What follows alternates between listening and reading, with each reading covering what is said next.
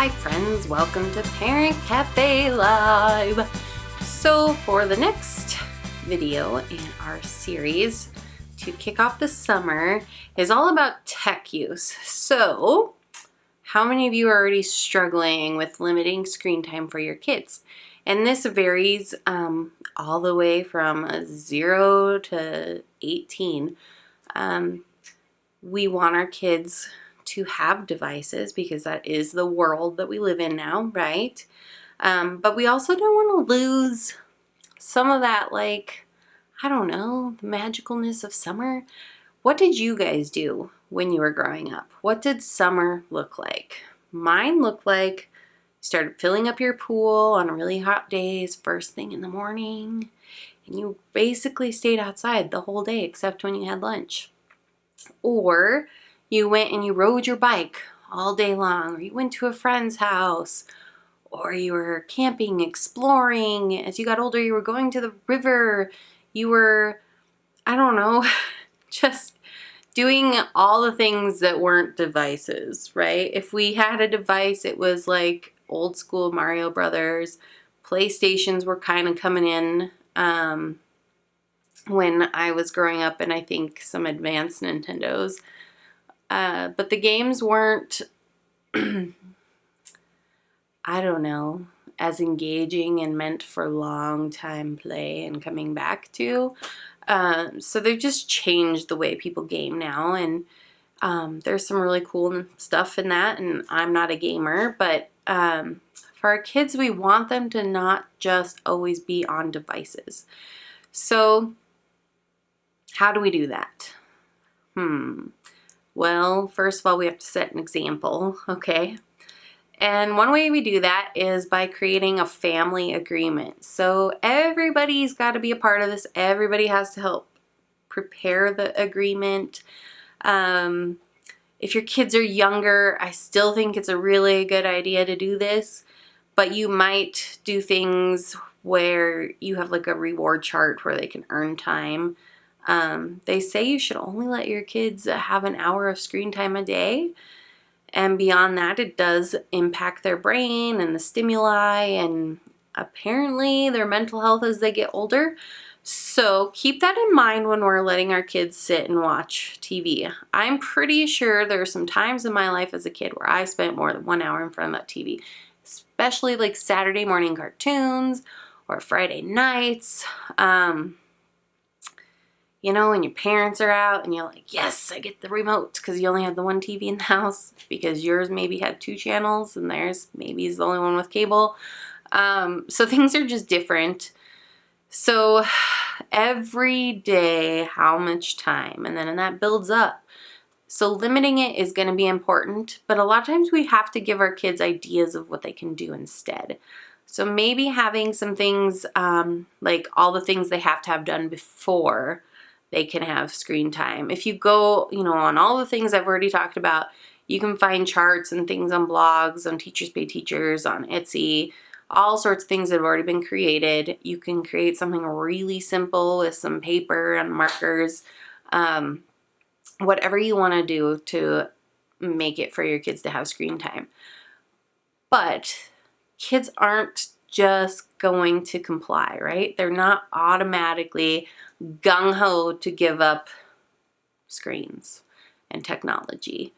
Well, that's okay because we're the parents and this is something we should be doing. Even if your kid's a teenager, preteen, and they have a phone and they have developed this entitled right that it's their phone and they can do what they want with it.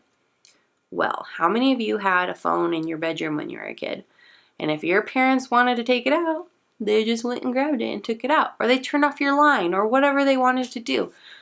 Because they were paying the bills. They were the responsible parent. And that's something they could do. It's a privilege, right? It's not a right.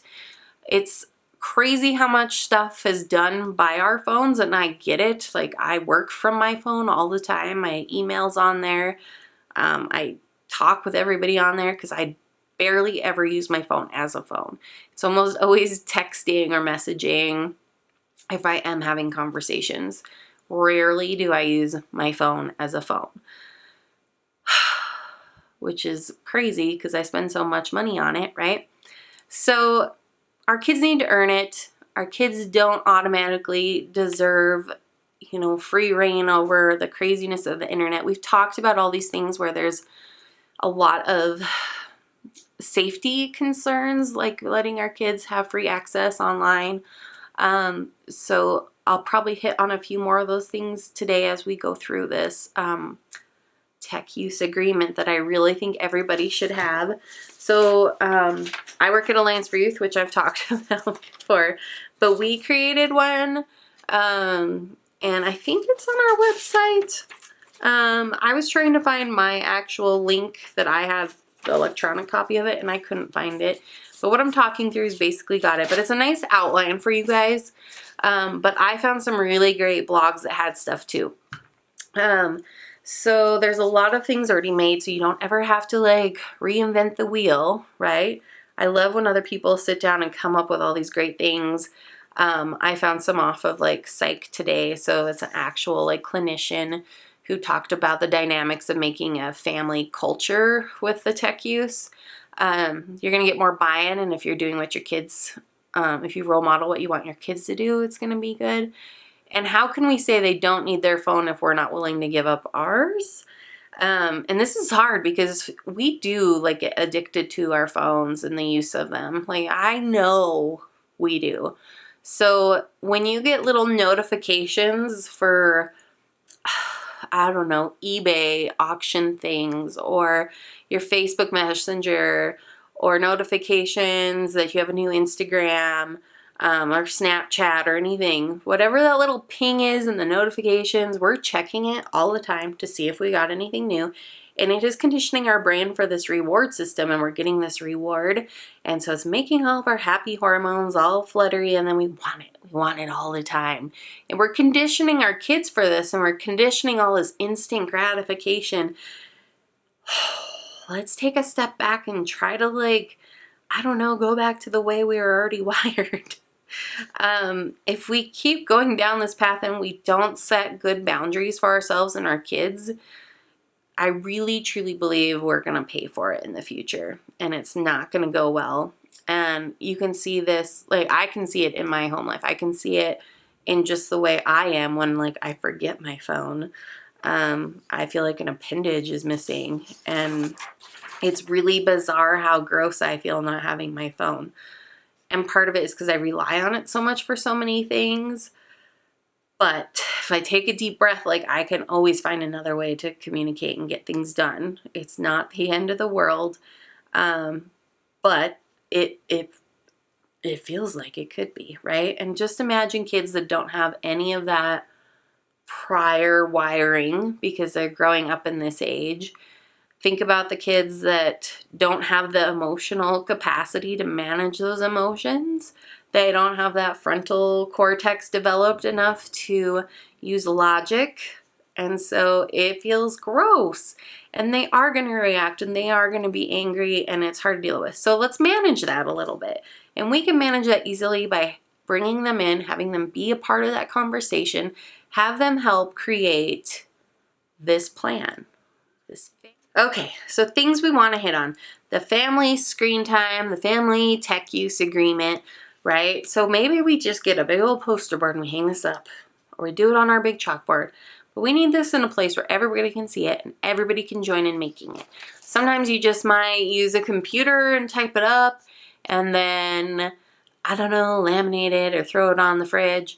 But I think if we don't use computers for this, go old school, maybe pull out some crayons, I don't know. But the first thing you want to talk about is school nights and weekends. Okay, so our family shuts down all devices at o'clock, whatever time that is, and it's going to be different based on ages, right? Devices need to remain off until morning. Oh my God. This would be really difficult for me. So difficult. How many of you use your phone as your alarm clock? I do, and it charges in my room because that's the place I have a spot for it. But If you can get all devices in the same area and out of rooms. Some people keep them in their rooms, including their kids, because then their kids can't, like, go grab them in the middle of the night because it's in their room. So you're going to look at different things. But if it's in your room, still have to be like, all right, I'm only going to use it for my alarm clock. Right? It's really hard. I'm telling you, it's really hard. So maybe we invest in an alarm clock and we go put our phone somewhere else. I still want my phone on because I don't have a landline, and if something were to happen to my family, or sometimes my husband and I aren't together, we're traveling or doing other stuff, and it's nice to have contact, and that's, you don't have like 5 phones ringing. So that's one reason I love my watch, because it lets me know when their phone's ringing too. So let's make a plan for weekends and holidays. Okay, our family limits screen time on weekends and holidays to so many hours and so many minutes per day. So you really gotta like figure out what that's gonna look like. I'm telling you, it's gonna be hard. But weekends and holidays, you're not supposed to be working, right? So I use my phone because of work. If you're like online buying stuff and doing stuff, like that gets crazy to be checking like your auction items like on eBay. I don't know. I can get so absorbed into it, and then you go down rabbit holes because your phone's already in your hand and you're doing it, and 3 hours later you've been watching puppy videos and rescuing skunk videos. True story. And people playing pranks on each other. I don't know. Stuff I don't need to see. Nothing that is like growing my mind. Nothing that is improving life. I'm just sitting there doing nothing, watching a TV, a mini TV. So I'm straining my eyes. I'm hurting my body by being all crouched, and I don't know. I know there's some weird posture name for the way we are.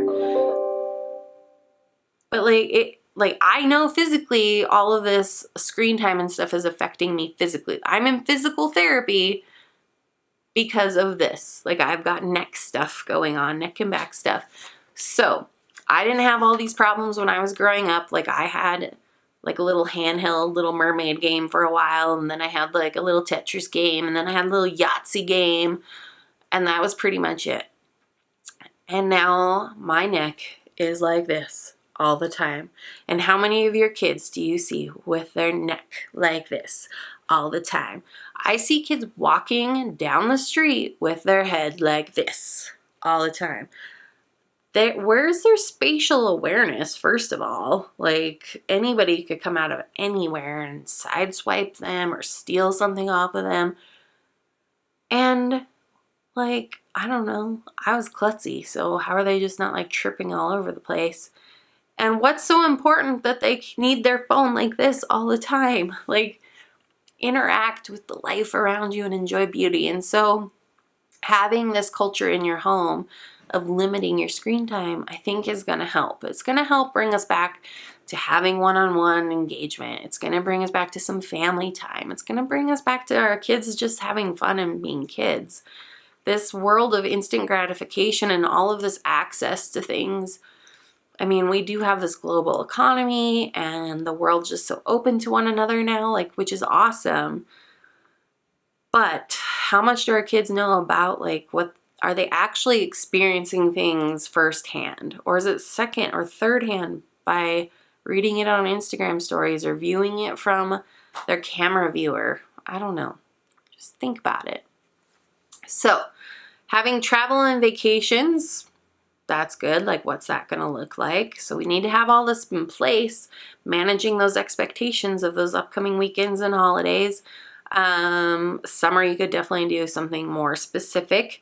Screen time blackouts. So when do we want to not have any tech use? So I love this because I'm doing some realignments with my relationships with food. And it's a part of this training class I've been going on where, like, when you're eating, you should just be eating. Because your brain has signals that let you know when you're full, when you're done eating, and, like, you're enjoying this process. And if we're trying to multitask and do things, we're not in the moment. We're missing brain cues. Think of how many other things we're missing. So we should be having conversations at the dinner table, right? So mealtime should definitely be no tech use. And I think it's cool because our brains do better when we're not multitasking. If we let that time to sit, rejuvenate, something, right? We are letting our brains do what it's supposed to and recharge. That's amazing, right?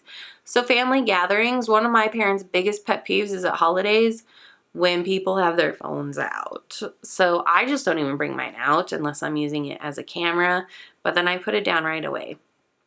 There's going to be some schools that are going to start like not allowing phones in school at all. If you need to get a hold of your kid at school, can we just call the school office, like if it's really that important? Or maybe you just really like texting, but you can wait till they get out of school because that's their job to be at school. Sometimes, unless it's like this dire emergency, and that's why we have school offices. So just be thinking about that when you get upset that your kids can't carry their phone that you bought for them. Do they really need the newest iPhone or Android device? Definitely not in second grade. Definitely not in fourth grade. I don't know, middle school, I suppose, because they sometimes use it for their phones. And if you're already buying them devices, like why not that one? I mean, it's all a personal choice. So I'm not going to judge you either way, but I feel like you really need to have like a family agreement on this because it's horrible to have other kids and other families' lifestyle choices have to create yours, right? Like it's okay if we do things differently. Whatever different is, it's okay. But if we can manage that and all come to agreements about it, it's going to make it a lot smoother and less tense and have those horrible moments where our kids think we're like ancient and the worst parents ever. Because I mean, we totally are, right? I mean, we do nothing but plot the demise of our children's happiness by stealing their tech use. Oh, that's too funny. Okay, so other reasons where you'd have blackouts. So if friends are over, should we be on our phones? No. Play dates, phones should be down. And we should be paying attention to our kids. I mean, my kid can get into a lot of trouble really fast. If we're walking or driving, maybe no screen use. I mean, you know, I talked about kids walking and their head being like this. Yeah. Same thing with drivers. So many of us are checking our things while we're driving, and we should really create a good example for our kids because who do you want doing that when they first get their license? Like, no. On my best of days, I shouldn't be doing it, right? So a 16-year-old who doesn't have spatial awareness and is just checking their phone, oh my gosh, can you imagine what your insurance rates are going to be? So let's be proactive. Okay, device and storage charging. So we need to come up with our plan. Where are they going to be put at? Where is it going to be charged? I mean, it's really good to have a charging station in your house where everybody's goes. Plus, it's like makes it all nice and tidy for all these charging cables everywhere. I don't know. I really want a command center in my new house. Isn't that crazy? We need command centers for our lives now. But I need a place to put all of the mail, put the phones, all the chargers, all this stuff. Because how many of you are like searching for your phone all the time? I am. I'm always like, where did I put that? If I just put it in the charging area in the nice tidy space, I wouldn't have to be picking up everything to find it. Okay, screen time privileges. So if they're going to have privileges, they need to have some things done. So devices can be available after school, but not until homework and chores are completed. So some of these chores you might need in the morning, some in the afternoon, but like they don't need to be on their phone first thing when they get up in the morning. Neither should we, right? I'm guilty of that. So no judgment, but we should be thinking about these things because we're setting these examples for our kids. And we're supposed to be helping our kids learn how to manage time. Having their phones be a part of that lesson, those the habits they're learning is going to be really crucial to how, like, where they put their priorities, right? So sports, exercise, I mean, those might be things they need to do. I mean, we have some commitments, right, in life and at different ages that we have to do. If they sit down to screen time, like my son's got swimming lessons and I know my husband doesn't let him watch TV in between that. Like, we have other stuff to get done. Practicing if they have like musical instruments.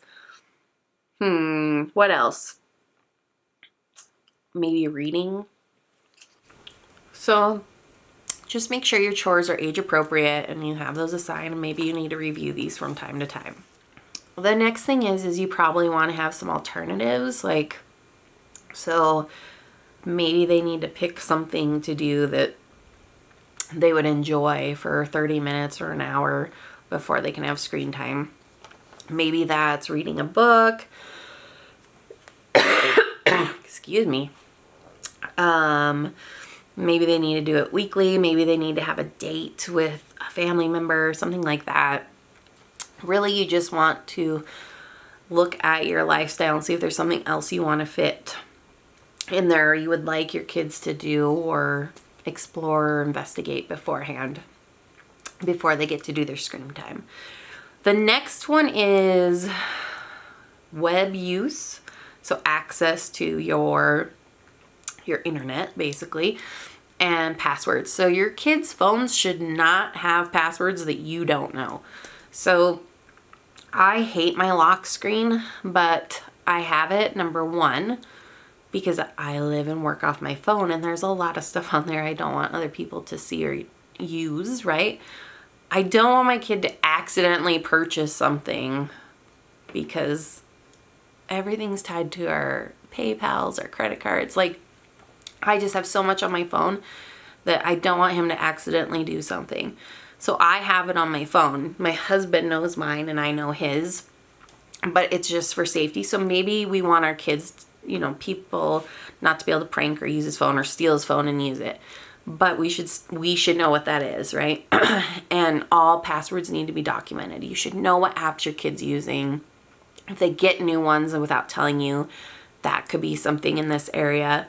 That's a big no-no. I'm pretty sure most phones you can do like kid settings on. I just did see this thing about a Gabb phone, G-A-B-B or G-A-A-B. And it's like an old school phone where they can use it as a phone. So look at that as an option for your kids. Some people save their flip phones and they give those to their kids. I don't think they've made a new flip phone in a while, but at least not with Verizon. That's my user or my, provider. You need to have like at what age they can be unsupervised and how long, or if they need to be supervised before they get on your computer. You can get your router, pretty sure it's a router. There's specific ones where you can set controls and you can like set them to turn off at certain times, which really is hard because how many of us, like, everything's hooked up to the internet? Like, I don't have cable. I pay for like subscriptions to Netflix and Amazon Prime. And so I need my internet. So my husband, if he's gaming, like the PlayStation or whatever he has is hooked up to the internet.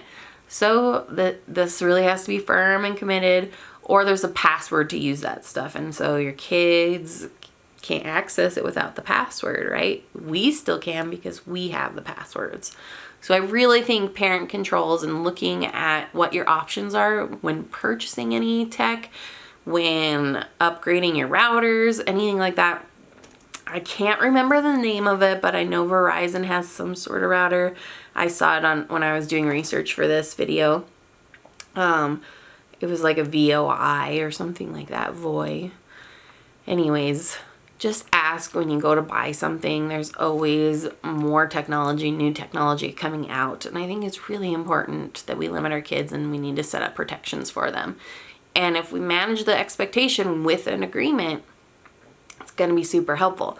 And these are really important, like, so summer there's a lot of unsupervised time, especially as our kids get a little older and we let them stay at home. And as they become more independent, even as younger kids, like, we're not always watching them all the time, and we're like, yeah, please go play on your tablet, whatever, you're fine, right? Well, there was that whole thing with kids YouTube, I don't know, a year and a half, 2 years ago, where there was some really creepy stuff popping up on the kids YouTube. So if you let your kids access YouTube on your phone, like, and you're not watching it, you don't even know what could be popping up that's inappropriate. Just think of the ads that come up on stuff. Like, ugh. I don't, like, my ads are always really weird stuff. Like mattresses and sometimes new cars, but it doesn't take much for, you know, all the little cookies and smart things and code that are all programmed into marketing stuff now. So keep that in mind.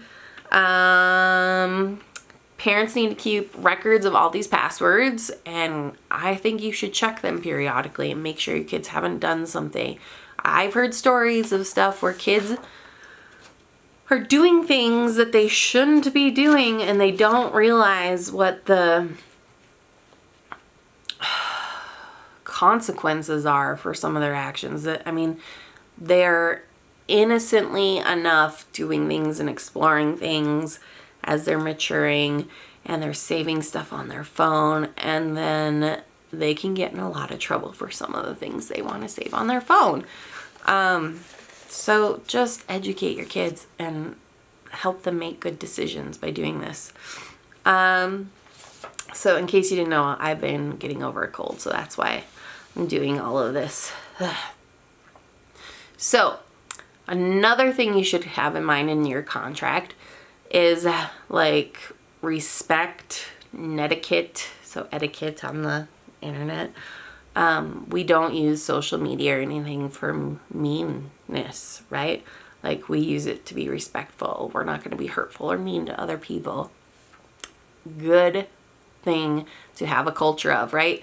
We say these things and we want our kids to practice them, and are we always practicing that? I've made it like a personal thing not to respond and do mean, hateful things, because not even hateful, just in anger posting or anything, you know, because it can come across as hateful. A lot of people read into it more than, or read wrongly into it, or they get it loud and clear and they take really a lot of offense to it. And we don't want to do that. That's not what it's for. When the contract is broken, what kind of consequences are they? Set those up ahead of time, and then you just have them, and then you're not the bad guy. You're just like, we all signed this contract. This is what it is. And you might have to have a phone jail. That's okay. And us as the adult, if we break it, we have to be willing to put our phones in jail too. So whatever that looks like, we all need to do it. We all need to be a part of it. If we're signing this contract, we are all held to the same standard. Hence, compliance and buy-in from your kids, right? So, wouldn't that make it easier? So I'd like to know what kind of things you guys are putting in place. What is your culture at home around this? Are you looking at this thinking, oh, I might need to update this? Because I'm telling you, we don't have a set plan at our house. And after doing this research, I'm like, poof, we're totally doing a plan. Because I've been wanting to do this, and I've turned my phone off. Like, I don't use it a half hour before bed because of stuff with like my sleep and things like that. And I don't always let our kid use it, but we're kind of willy-nilly when he does get to. And then when we say no when he asks, he doesn't understand why. We have all these good reasons. But if we lay it out in a contract that we're all a part of, he knows when he can ask, when he can't ask, and we're not constantly repeating ourselves and being upset and having this power struggle over devices, right? So I hope this was helpful. I hope you guys can find some of these things, and I really hope you have a family tech use agreement. And if you don't, I really hope you create one. And I'd love to see pictures of them. Please, please, please, please, because I want to see how fun and creative you guys are. I don't know, this kind of stuff's fun for me to do with your kids because you're bringing them into the process and critical thinking, and they're like, yeah, I'm totally gonna get you, mom and dad, which is kind of funny. Like, it's funny if you get in trouble because you've allowed your child to call you out on things that you're expecting them to do too. So I don't know, take it or leave it. I hope you guys enjoyed today's video. I look forward to talking to you again real soon. Please like and subscribe and hit that notification bell if you want to get updates on new uploads. Thanks.